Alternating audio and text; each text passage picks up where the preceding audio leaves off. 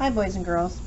So if you've known Mrs. Walker for any time at all, you know that this is one of my favorite things to do around this time of year is to cut snowflakes.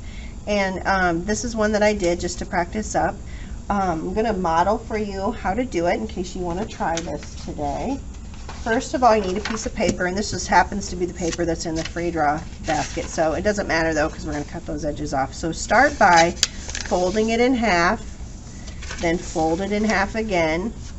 A real snowflake has 6 sides. Ours is going to actually have 8 sides just because it's easier to fold, and that works for me. It doesn't have to be 100% realistic because it is out of paper. It's not a real snowflake anyway, but it's going to be pretty. Okay, so you may want to take your fingernail and make those edges nice and crisp like this. I like to do that because it makes it easier. Then you're going to take your fold edge and you're going to fold it over to your other fold edge, but you want to keep this corner pointed. So sometimes I put my thumb right there, and as I fold it, I hold that corner down and bring this edge over and then crease. This is the hardest crease you have to do because it's really thick. It's all 4 layers. Actually, I guess it's 8 layers. Then we want to make a kind of a kite shape. So I usually cut it off at a diagonal here and a diagonal here so that it looks like a kite. So that's what you're going to do. You're going to get rid of all this extra paper we don't need. And this will end up looking like a 8-sided snowflake. That's why I want that to be like that. Okay, you could curve it, you could make it round, you could cut into that if you want to make it a different shape on the outside, but this will get you a snowflake shape. Okay, now one thing I want to point out is a rookie error, and a lot of you, I'm sure you've all probably done this before. I know I did when I was little too. I have kindergartners all the time that they will cut into the sides like this, and then they'll cut into this fold, and then they'll bring it up to me and they'll say, Mrs. Walker, look, I made a snowflake.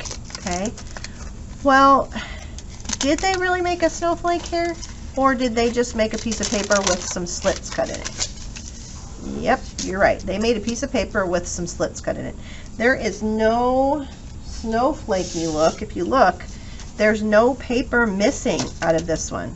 It's all still there. There's no holes. So in order to make a snowflake, you should see paper on the table when you get done, little pieces of paper that you've cut out of it. So this one is not really a snowflake. However, in kindergarten, I would accept that as a snowflake. I would say good job, okay? But you guys are older than that, so you're probably going to want to make a real one. Now to save time, I actually cut another, I cut one of these kite shapes out so I wouldn't have to waste time you watching me fold again. And so instead of just cutting little cuts into it, we're going to go in and come back out the same way you went in. Now, if you cut all the way across, you guys have probably had this experience. If you cut in and go all the way across, it just gets smaller and smaller and smaller. So you want to go in and come back out. You can go in and come back out the same side, or you can even go over to the other fold line and you can come in and cut back out, but don't cut all the way to an opening. Okay, so I'm going to go in, but I'm not going to cut through that opening. I'm going to turn around. I'm even going to change my direction. I'm going to make my scissors go this way and that way and right back out the side I came in. So I went in and came back out.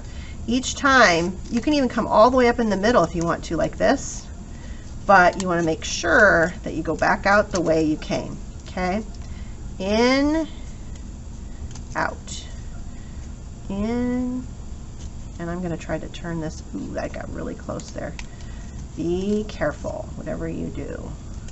And don't cut off all of your fold line, okay? You want to have some fold line left, or you will not have an actual snowflake. Okay, it'll fall all apart.